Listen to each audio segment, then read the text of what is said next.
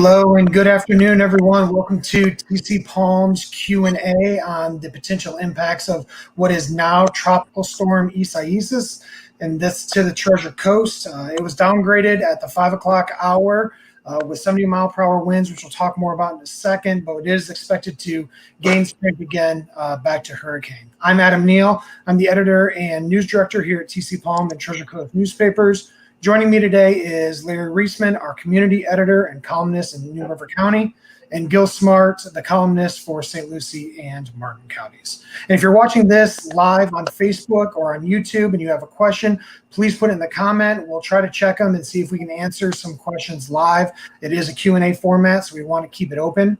And just a reminder to everybody that all of our Treasure Coast newspapers and TCPalm content is free on TCPalm right now.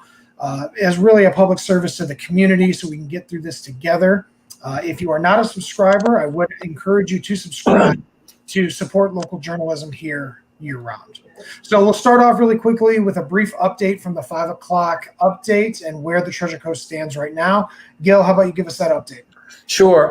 So as I believe Adam noted, the hurricane has been downgraded actually to a tropical storm at this point with max winds of 70 miles an hour. Now, they do expect it's going to re-strengthen overnight in particular, so we'll get stronger as it sort of comes closer to us. The forecast track does not seem to have changed very much. It looks like it's, going to graze the coast. Right now, the forecast for both St. Lucie County and Martin County is peak rainfall amounts of about 2 to 4 inches with locally higher amounts. You're talking winds. The National Weather Service is saying plan for life-threatening wind of equivalent Cat 1 or Cat 2 hurricane force. Peak wind forecast 50 to 65 mile an hour with gusts to 80 mile an hour. Again, that is what's expected both in St. Lucie and Martin County. The first of it rather is going to hit this evening. Right now, I'm in Jensen Beach, and it just got through raining. It's kind of gray, although it looks like we got a little blue sky up there now. But the forecast is, for things to deteriorate as we get into the evening.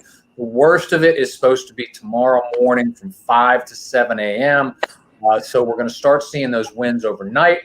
As you travel farther north, the arrival time of the winds is going to be later. I'm going to throw it over to Larry Reisman, who can tell us what he's looking for in the Vero Beach, Indian River County area. Larry. So I got to say right now, the clouds are starting to come up, but it's been an incredibly beautiful day, 90 degrees, blue skies most of the day. Beaches were not crowded. It was kind of quiet on the beach, I'd say, relatively speaking. Some places were boarded up, others weren't. Ocean Grill was starting to board up.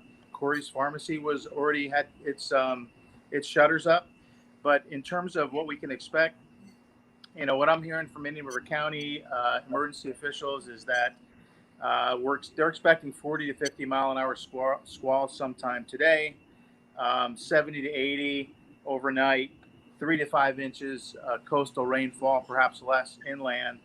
And, when I looked at National Hurricane Center, kind of along the lines you got, Gil, the maximum winds of the tropical storm, I guess, had been up to 92.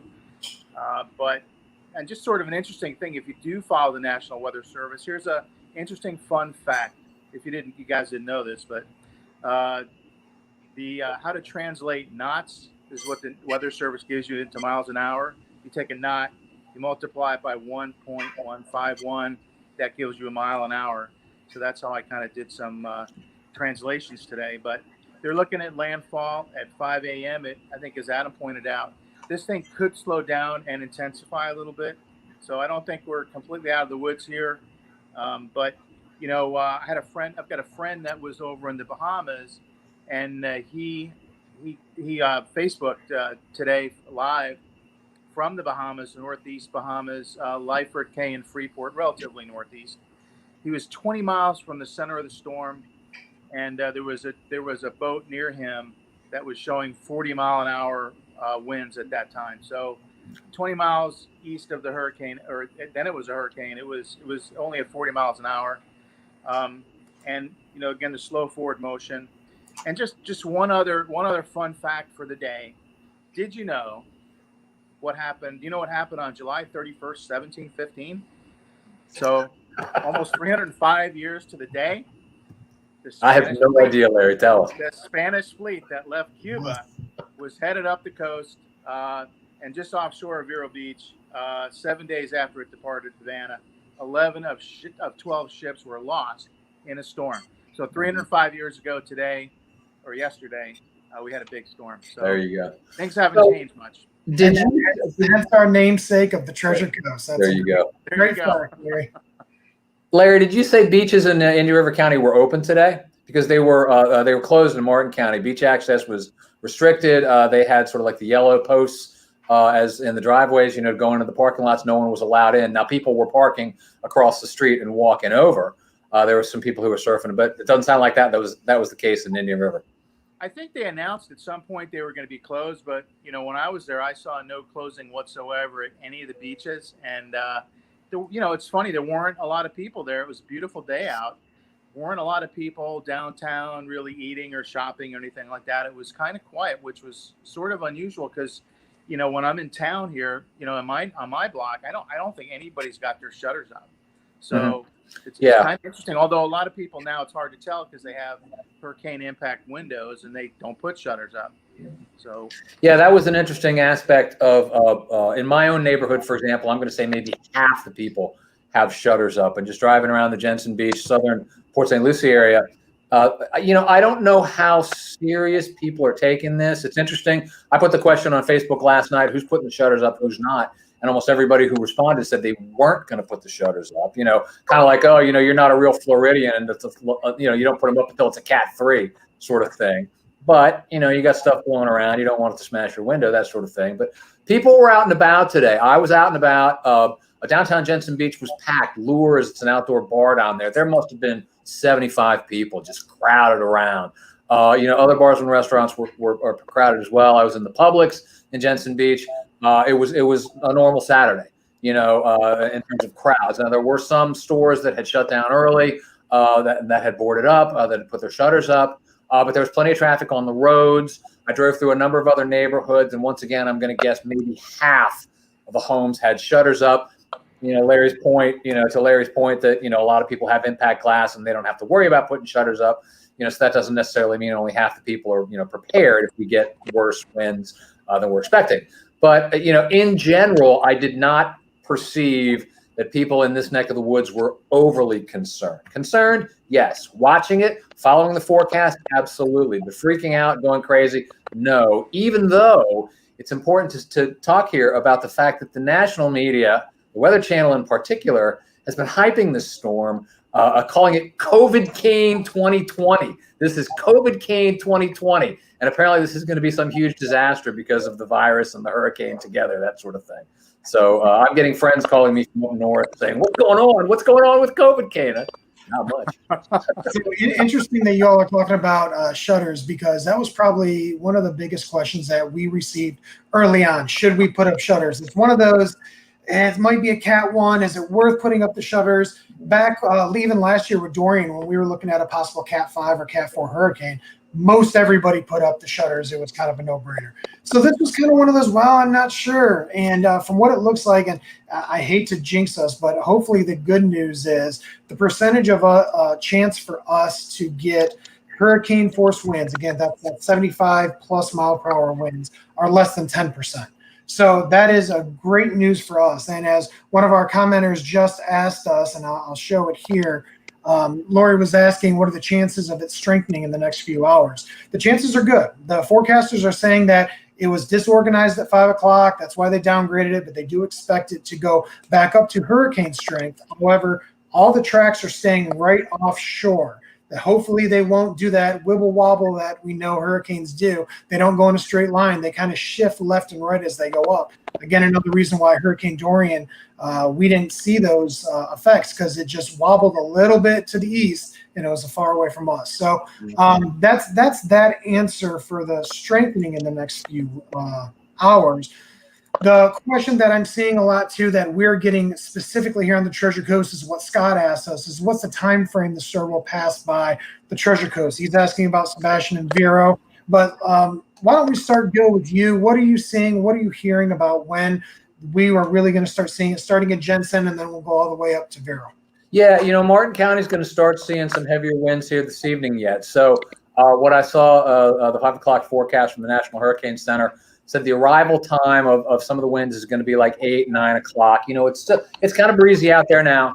I mean, but not necessarily any different than any other, normal evening storm, in this region. 9 o'clock, 8 o'clock, 9 o'clock, we might start to see the wind start picking up, and then overnight it's really going to start picking up. And again, the worst of it is supposed to be early tomorrow morning, probably right around the time of dawn, daybreak. So it might be a rough night tonight, as the winds pick up and that sort of thing. So, but it's going to be a little later, the farther north you get. And again, I think Larry mentioned it'd probably be middle of the night, overnight tonight, I would guess. You first start seeing the real winds up in the Indian River County area. Yeah, I think you're right, Gil. And landfall is at 5 a.m., so you push that back several hours, and you're going to probably have late tonight into the early morning hours is when it's really going to start humming out here. But I think if you look at some feeder bands possibly coming in before that, and just to note, I think, correct me if I'm wrong, Gil, but I think Indian River County is the only county to have shelters open. I think there are 3 or 4 shelters open. If you go to the website ircgov.com, you can find out where those shelters are. You probably also could find those on TCPalm as well. But the shelters are open. I was on the beach today, and there were some people that had shutters up. I actually put some on the beach, just 5 of them. That was it. My parents' place.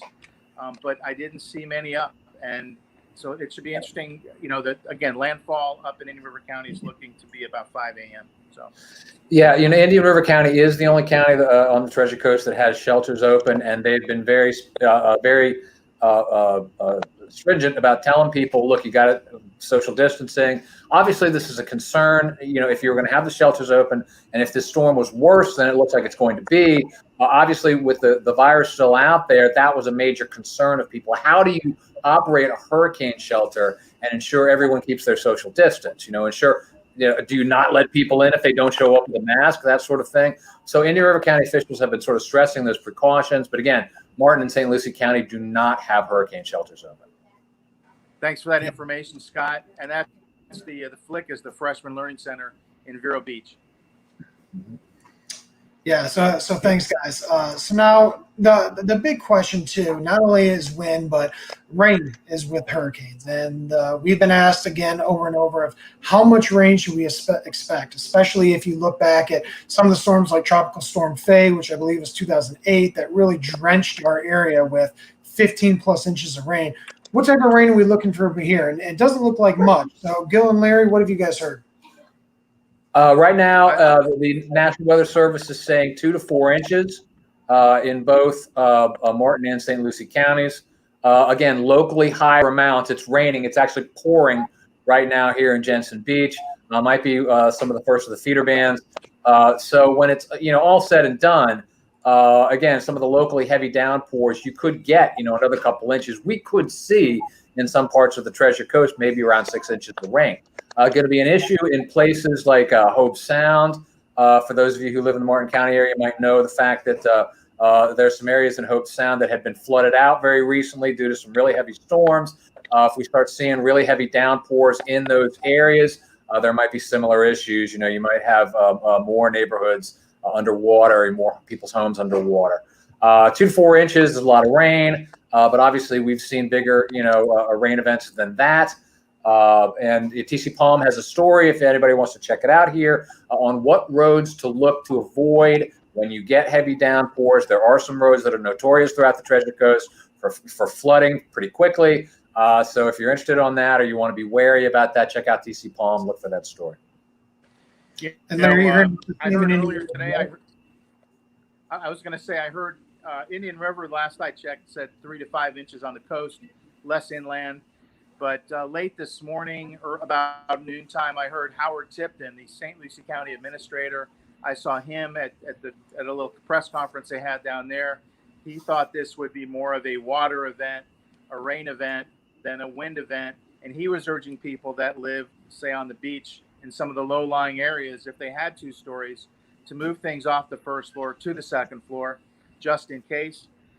And he was talking about the massive amount of rain. I shouldn't say massive. It's not. It hasn't been massive, but we have had a lot of rain in the past month. I think Vero Beach set a record in July for the amount of rain, for example. And I think there may have been some other communities as well. So as in my neighborhood, for example, the ground is not saturated. It was so dry before we had the July rains that things aren't saturated. But in some areas, like you talked about, Gil, Hope Sound, which is already flooded, there are other neighborhoods in each of these counties that tend to flood with a lot of rain. Yeah, you could see some of that, but this is not a Francis or Jean, or it doesn't appear to be. It's hard. It's always hard to predict, but it certainly doesn't appear to be. Let's not utter any famous last words here. Yeah, that's right. Yeah. Let's all carry our umbrellas around. That's the best way to prevent anything. Right. And I know we've said it on this broadcast a couple times, but there is no prediction of landfall. That's a possibility, but most of the models are keeping the storm offshore, which obviously helps us. We will get some rain, we will get some wind, but if it stays just offshore, the hurricane force winds earlier this afternoon were only about 35 miles from the eye. That is not a big storm. Sometimes we see them a lot further than that, but in this case, we're looking at a smaller storm and a pretty quick storm. So hopefully it stays off our coast, and then we'll just get the tropical storm winds and those feeder bands. And if you think about it, the last few storms that we've seen through here have all been at one point monster storms. Now, Dorian didn't hit us last year, but at one point it looked like it was coming directly for us, and that was a huge Cat 5. A couple years ago, 2017, Hurricane Irma. That was a huge storm. The year before, Hurricane Matthew. That was a huge storm. This obviously is much earlier in the season than those storms were. And thankfully, in this case, it's a much smaller, less dangerous storm. But I think we need to stress to everybody watching here that doesn't mean you shouldn't be cautious. You shouldn't take precautions. You shouldn't avoid roads that tend to flood. If you have time and you're concerned about it at all, please try to get your shutters up if you have an opportunity yet to do that. We can all take, solace in the fact that this isn't a monster Cat 5 storm. That doesn't mean we can sort of blow it off or that we should avoid taking necessary precautions. So. Yeah, absolutely. Thanks, Gil. And no pun intended there with blow it off, right? Right. There you go. So one other question that we were getting a little bit when the question was coming up with rain, and every time we talk hurricanes, it's always about storm surge as well, which again, for those who are a little unfamiliar, storm surge is how much the actual ocean rises, and the Indian River Lagoon will rise in swell. So what I've seen, and again, guys, tell me if you've heard anything different in your counties, but we're only looking at maybe a 1 to 2 foot storm surge if it stays off coast. And hopefully that's it, because that's some of the biggest problems with storms like that. Is that what you guys have seen? Yeah. Yeah, the National Weather. Go ahead, Gil. You got it right there. No, I got to say, I'm looking at the National Weather Service forecast.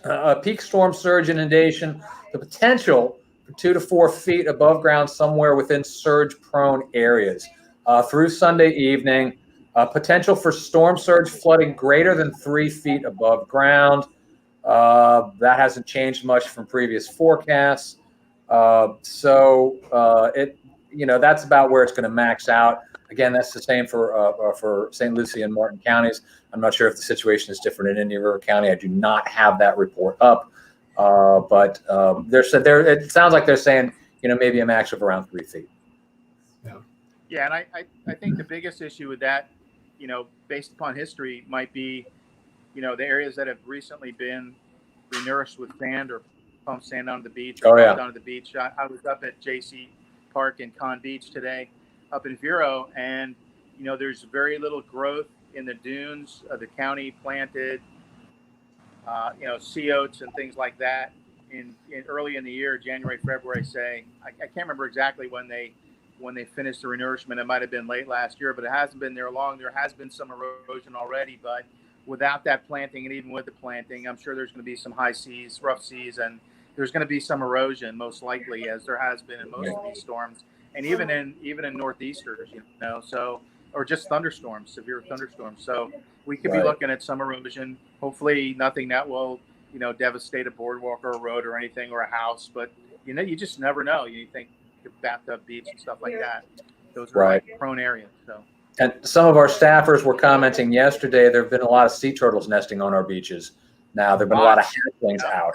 So storm surge could be an issue with that. I mean, I've been over to the beach and you see, the nesting sites are marked off. There's a lot of them. So that's a real issue, a potential issue right there.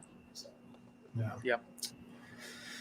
So we're going to wrap up this broadcast here pretty soon. Unless anybody has any other questions, feel free to put it in the comments on either Facebook or YouTube. But another question that we were receiving early on was about electricity and power. What are the probability that people will lose power? Obviously, with storms, that does happen. It happens often. From what I've seen, and again, guys, I'll throw it to you in a second, but it looks like everybody's saying, yes, there will be some outages. It's just going to happen. Anytime you have a hurricane with sustained winds, whether it's tropical storm or hurricane force, trees fall, limbs fall, things happen. But they're not looking at widespread power outages. There will be some, but if it stays on the track that it is, we shouldn't have too much problem with power. What have you guys heard? I think that's probably right, Adam. Important to note here, too, FPL has been replacing a lot of sort of the traditional wooden poles with the large concrete poles. Lately, they've been doing a lot of that in northern Martin County, in my neck of the woods. So it's going to be interesting to see if the system stands up any better to a storm than it has in the past. Yes, FPL is urging people. In fact, I got a notification from them earlier today saying that they are going to be sending out a daily email to those who have lost power. It's not going to be the continued updates like we may be used to in the past, but they're encouraging people to download their app, and they can check the status of their outage out online if, in fact, that's an issue for them. But yeah, then there are, I saw today a story that said there are folks from several states prepared to come down here to Florida to get the power back on as necessary. So we're all hoping. I lost power in the last 2 hurricanes that came through here. We're really hoping to not do so again, but we'll see. We'll see. Yeah, I think, up in this neck of the woods in Indian River County, there's been a lot of upgrades in terms of cement power poles, literally behind me, and the wind's starting to pick up.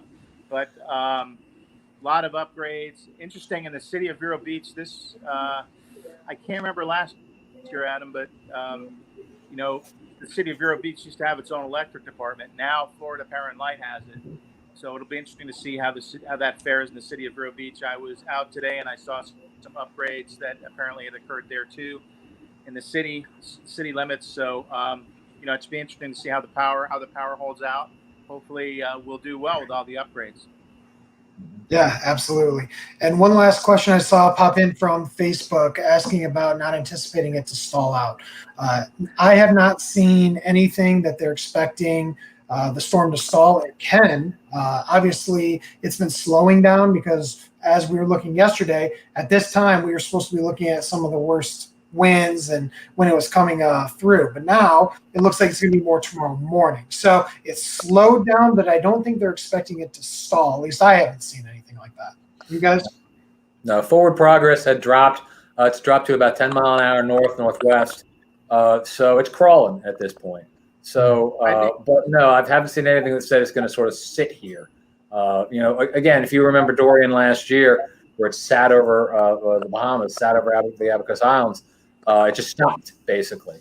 But no one has said anything like that is going to happen with this storm. So, I think Gina, that's a great question though, because I can remember, Francis. I don't think anybody expected it to sit over us for 11 or 12 hours, whatever it was, like it did. I think that just sort of kind of happened, and it was all based upon the way everything was flowing in the atmosphere from the Midwest and things coming in and highs and lows and all that stuff, the steering currents, et cetera. I'm not a meteorologist, but I don't think we should count out the fact that it might stall. I just think you never know. You can't fool Mother Nature, but it can fool you. So it's one of those things you just got to be prepared for, and keep your eye on TCPalm and other official entities, and hopefully we'll get the best information to you. Absolutely. So we're going to wrap this up. If anybody still has questions, feel free to put them in the chat. We'll try to monitor them and ask them as we go. We may do another one of these tomorrow, depending on how the storm goes, what time it comes near our coast, so we can give as much updates as possible. So Gil, Larry, thanks for jumping on. Thank everybody here for tuning in, and then come back to tcpalm.com for all the latest updates. Stay safe out there. Yeah, stay safe.